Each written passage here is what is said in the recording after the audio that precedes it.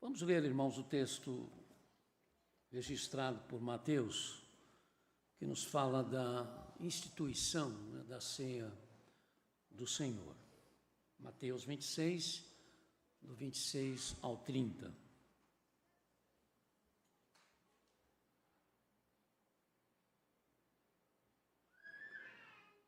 Vamos ler juntos, então? Enquanto comiam, Jesus tomou o pão, deu graças, partiu e o deu aos seus discípulos, dizendo: tomem e comam, isto é o meu corpo. Em seguida, tomou o cálice, deu graças e o ofereceu aos discípulos, dizendo: bebam dele todos vocês, isto é o meu sangue da aliança, que é derramado em favor de muitos para perdão de pecados. Eu lhes digo que de agora em diante não beberei deste fruto da videira, até que aquele dia em que beberei o vinho novo com vocês no reino de meu Pai. Depois de terem cantado um hino, saíram para o Monte das Oliveiras. Lembrando, irmãos, que o pastor Larrubia está com a família descansando, não é? E, portanto, não vai participar das nossas programações. Pastor Wilson Franco está pregando hoje na Igreja Presbiteriana do Paraíso, que também está fazendo as suas celebrações da Páscoa Cristã. Tem sido, irmãos, a nossa prática nessas celebrações da Páscoa Cristã, usar a quinta-feira da chamada Semana da Paixão para lembrarmos e celebrarmos a instituição da ceia do Senhor. Porque nessa situação não só celebramos o memorial, mas também lembramos a instituição. É importante trazermos o contexto no qual o Senhor Jesus, com os seus apóstolos, instituiu para nós o que nós chamamos de ceia do Senhor. E aí até eu abro um parênteses, porque há ainda divergências de especialistas do texto do Novo Testamento, se foram somente os apóstolos. Eles fazem um convite para lermos o texto com cuidado, os dois textos, tanto de Mateus como de Marcos. Parece que dá para perceber que os apóstolos sentaram-se à mesa, mas os discípulos estavam presentes, os outros seguidores de Jesus, que eram chamados discípulos, estavam presentes à celebração, tanto que foram eles que arrumaram o lugar para a ceia, não foram os apóstolos. Mas isso não é importante, o importante é a celebração em si. O que aconteceu estava relacionado com a refeição principal da Páscoa judaica, uma celebração que até hoje, para os judeus religiosos, possui uma imensa significação. É a celebração da liberdade em termos do cativeiro do Egito por cerca de 400 anos e que se deu em 1462 antes de Cristo. Mas é a liberdade também, é a celebração por parte dos judeus da liberdade em termos espirituais e morais, que reforça a identidade deste povo, a sua capacidade e a sua dignidade. Paulo nos deixou claro de que os cristãos deveriam tomar para si esta celebração, mas sem os elementos do que ele chamou de fermento velho do erro, mas com os pães da sinceridade e da verdade, à luz daquilo que o Senhor Jesus tem de ser para nós, o Cordeiro Pascal nos dado por Deus. Na celebração da Páscoa judaica, e esse é o contexto em termos de alimentos específicos, o que se tem na mesa, além do pão sem fermento e também algumas ervas específicas, normalmente amargas, né? E mais o vinho, há também a carne do cordeiro. E o cordeiro ou um cabrito tinha que ter 1 ano de idade, tinha que ser macho e excelente em sua qualidade em todos os aspectos. Não podia ser doente, não podia ter nenhuma espécie de defeito. O Senhor Jesus, o Cordeiro de Deus, está então assentado à mesa com seus apóstolos, usando a refeição pascal judaica para destacar a excelência, a perfeição e a dignidade da sua humanidade. É ele o filho de Davi. Expressão que os judeus da época, quando Jesus está celebrando esta primeira ceia, que chamaremos de ceia do Senhor, entendiam como uma referência especial a alguém que entre os filhos de Davi, entre os descendentes de Davi, ocuparia um lugar que só essa pessoa poderia ocupar. O ungido do Senhor, o Messias, o Cristo, esperado.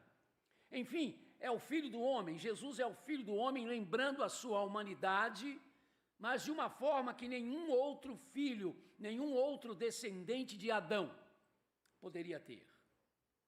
Se para a Páscoa judaica era necessário o sacrifício de um cordeiro sem mácula ou sem defeito, ele, Jesus, é este cordeiro sem defeito, imaculado e também eterno, pois foi perfeito e imaculado no sentido mais exato desses termos, no seu nascimento, na sua vida e na sua morte na cruz do Calvário.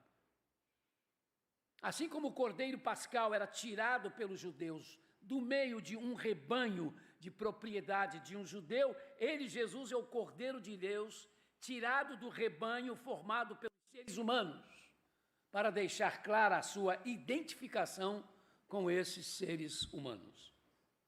Na Páscoa judaica se recorda que o sangue de um cordeiro perfeito, de um ano, foi sacrificado, e cujo sangue esfregado na viga superior e nas portas das casas dos judeus, foi o que evitou que o anjo da morte matasse os primogênitos dos hebreus, enquanto todos os primogênitos das outras pessoas que habitavam no Egito, fossem egípcios ou não, desde que não fossem judeus, não eram judeus ou não eram hebreus, todos perderam os seus primogênitos, inclusive os animais. A Bíblia diz que também as primeiras crias, né, foram mortas. Com isso, os hebreus se viram livres, não teve jeito. Depois que isso aconteceu, o faraó entendeu que não podia mais manter aquele povo, então os hebreus se viram livres do faraó egípcio, que terá de liberá-los da escravidão, e eles vão partir em direção à terra prometida. Houve alguns senões, né? Um arrependimento por parte do faraó, que foi a sua tragédia final, mas de qualquer forma, esse marco, né, o marco da morte dos primogênitos, determina a saída do povo do cativeiro do Egito e a sua partida, ou a partida desse povo em direção à terra prometida. Jesus se apresenta, então, como cordeiro, cujo sangue derramado na cruz, esfregado na cruz, como aquele sangue foi esfregado nas portas das casas dos hebreus, liberta os que recebem do faraó Satanás o poder de escravizar. E assim se libertam da escravidão do pecado e caminham em direção à terra prometida, os novos céus e a nova terra. A Páscoa judaica, não o sabiam os judeus, antecipava aquele momento quando Jesus, tomando parte da ceia pascal, fala da sua carne e do seu sangue em sacrifício pela salvação da humanidade. E assim como os egípcios não tinham uma Páscoa para celebrar, os que não têm Jesus Cristo, mesmo que digam hoje estar comemorando a Páscoa, verdadeiramente não podem celebrá-la. Graças a Deus, não é?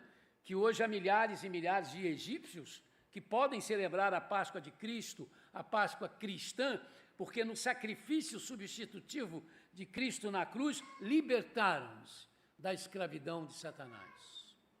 Condição sine qua non para que possamos celebrar a Páscoa cristã ou a Páscoa de Cristo. Estarmos libertos de Satanás, e isso só é possível por causa do sacrifício de nosso Senhor e Salvador Jesus Cristo.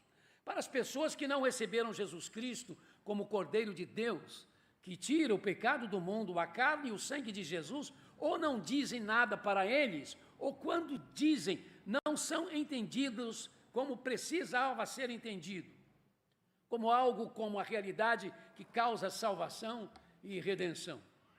A Páscoa cristã não é uma continuação da Páscoa judaica, não é o seu aperfeiçoamento, também não é a sua substituição em termos de eternidade.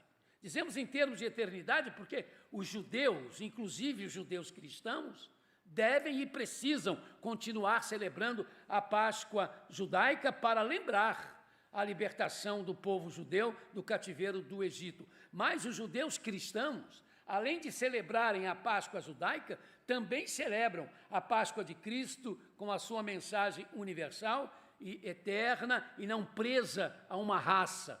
E celebram felizes porque, de qualquer forma, a salvação vem dos judeus. Na Páscoa de Cristo, o pão representa o corpo de Cristo, que é todo o alimento que sustenta a vida do corpo. A Páscoa de Cristo nos fala pelo pão, que é pão antes e durante e depois da ceia do Senhor. O pão nos fala de que ele, o pão representa, simboliza o corpo de Cristo, que, discernido pela fé, é o alimento suficiente, necessariamente suficiente para que o nosso espírito, para que a nossa alma imortal viva para sempre. Na Páscoa de Cristo, o conteúdo do cálice, o suco de uva, que é o fruto da videira antes, durante e depois da celebração, representa, simboliza o sangue de Jesus. O sangue dele nos purifica, não é? De todo o pecado. As expressões de Jesus Cristo, este é o meu corpo, este é o meu sangue, traduções possíveis para os textos da ceia em Mateus, em Marcos e em Lucas, e também nas palavras de Paulo aos Coríntios, assim como as palavras de Jesus, registradas em João 6,54, todo que come a minha carne e bebe o meu sangue tem a vida eterna e eu o ressuscitarei no último dia, João 6,54, dão argumentos aos que chamam a ceia do Senhor também de sacramento do altar ou de Eucaristia, dão argumento para que eles creiam que o pão e o conteúdo do cálice se transformam no próprio corpo de Cristo ou passam a fazer parte do próprio corpo, do próprio sangue de Cristo. Mas à luz do que declarou Paulo, irmãos, eu lhes declaro que carne e sangue não podem herdar o reino de Deus, nem o que é perecível pode herdar o imperecível. 1 Coríntios 15, 50 a 51. À luz do que Jesus mesmo declara, o espírito da vida, a carne não produz nada que se aproveite, as palavras que eu lhes disse são espírito e vida, João 6, 63, e ainda, na verdade, eu lhes digo que aquele que crê em mim tem a vida eterna, João 6, 47.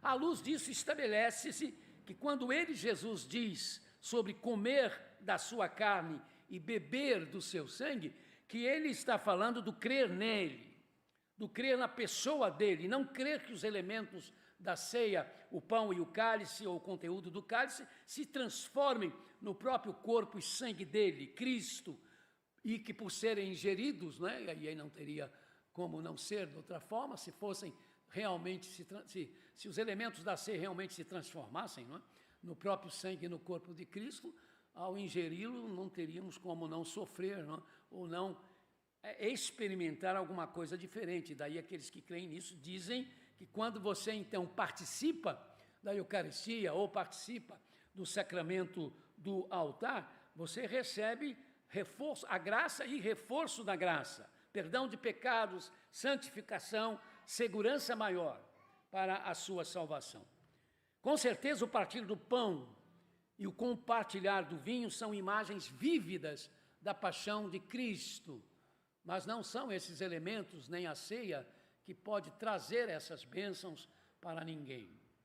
A vida eterna, a salvação, o perdão de pecados, santificação, depende unicamente do nosso relacionamento com Jesus Cristo, por meio da fé, relacionamento através do qual nós nos tornamos em morada, em habitação do Espírito Santo de Deus. Quando Jesus partiu o pão e compartilhou o vinho, o fez como mensagem do seu sofrimento, mas de um sofrimento que ainda se faria real, ainda se tornaria literal na cruz, não naquele momento em que ele estava celebrando a ceia. Quando ele usou o pão e o vinho, ainda não tinha acontecido a crucificação. Ele não havia deixado o seu corpo ser ferido, seu corpo ainda não estava machucado e o seu sangue ainda não fora derramado, que torna a crença na transubstanciação, essa doutrina de que o pão e o cálice, ou o conteúdo do cálice, se transforma no próprio corpo e sangue de Jesus Cristo, isso torna, esta realidade, torna inviável a transubstanciação, insustentável, a saber, que o pão e o vinho na ceia se transformam no próprio corpo e sangue de Cristo, porque ao instituir a ceia, Jesus Cristo ainda não havia derramado o seu sangue e nem dado o seu corpo. Então, quando ele diz, isto é o meu corpo, que é dado por vocês, fica fácil entender que ele está usando uma metáfora, não é? Está lançando mão de uma figura. E aí, tanto faz, a tradução é possível para ambos os casos. Isto é o meu corpo, ou este é o meu corpo. Não vai fazer, na verdade, diferença. Jesus diz, eu sou a videira, não é? E ele não era uma árvore. O que Jesus estabeleceu na instituição da ceia é a comunhão pela fé de quem nele crê. É a assimilação dele pela fé, por parte de quem crê nele. É a incorporação nele pela fé de quem crê nele. O pão, então, significa, anuncia também que nele, por causa dele, Jesus, nós somos fortalecidos. E o vinho significa também que nele, por causa dele, Jesus, nós somos alimentados do alimento que necessitamos e nos alegramos com a alegria que vem do Senhor. Não são os elementos, é a realidade de Jesus Cristo pela fé em nossa vida. Isto é o meu sangue da aliança, o sangue de Jesus selando a nova aliança, o novo pacto, aliança, pacto de dimensões finais, eternas, que nos transformaram em sua igreja, no povo de Deus, no Israel de Deus, final e eterno, nas famílias bem-aventuradas em Abraão. Então, irmãos, com reverência, mais uma vez, participemos da ceia do Senhor. Representação, símbolo, mas é verdade, não é uma representação qualquer, não é um símbolo qualquer. Por isso, Paulo nos alerta que devemos discernir o corpo do Senhor quando estamos participando deste momento, porque quem come e bebe sem discernir o corpo do Senhor, come e bebe para sua própria condenação. Porque, irmãos, é uma espécie de quase que desrespeito ao que está acontecendo. Se você não tem Jesus Cristo como seu Senhor e Salvador, o que você entende disso aí? O que pode passar na sua mente o que vamos fazer daqui a pouco? Mais um pouco vamos ter um pedacinho de pão na mão e um pouquinho de suco de uva no cálice e vamos repetir determinadas palavras e vamos cantar, não é? E vamos dizer que isso está trazendo à memória de novo a paixão, morte e ressurreição de Jesus, que é algo que tem que nos fazer tremer por dentro, porque essa é a realidade que nos garante a vida eterna. Mas para uma pessoa que não tem esse tipo de experiência, não é? Como é que isso pode chegar, não é, à mente dele? Então, você é membro da igreja? Não basta. Não basta ser membro da igreja para participar da ceia, embora essa é a exigência, não é, que a igreja faz, porque nós não temos meio de conhecer o coração de ninguém. A exigência sine qua non é que você tenha recebido Jesus como seu Senhor e Salvador absoluto, que tenha sido batizado à luz desta profissão de fé, que também faça parte de uma igreja que claramente ensine esta verdade. Assimilemos não a graça do pão ou o conteúdo do cálice, porque eles não são meio de graças, mas assimilemos a graça da mensagem que a celebração da ceia sempre traz, e aí seremos abençoados. Observe a importância disso. Não vamos assimilar a graça do pão e nem a graça do conteúdo do cálice, porque os elementos não trazem graça, mas podemos assimilar a graça da celebração da ceia. Mas você só vai assimilar isso se você entender o que significa o pão e o que significa o cálice. Por isso eles não são meros símbolos, não são a simbologia de uma coisa qualquer, né? Tem muito e muito a ver com a nossa fé. Senhor, Tu és no pão lembrado o alimento das almas famintas e cansadas. Tu és no cálice a lembrança do sustento das almas sem rumo e desesperadas. Não vejo o pão com o místico pensamento de que ele possa perdoar o meu pecado. Nele me lembro que tu és o eterno alento, que eu, então perdido, fui por ti achado. Ó meu Senhor, quando o cálice contemplo, percebo quanto ele de fato representa o teu amor, cuidado em todo o tempo, pois é a cruz que ele me apresenta. Vamos então, irmãos, participar da celebração da ceia do Senhor.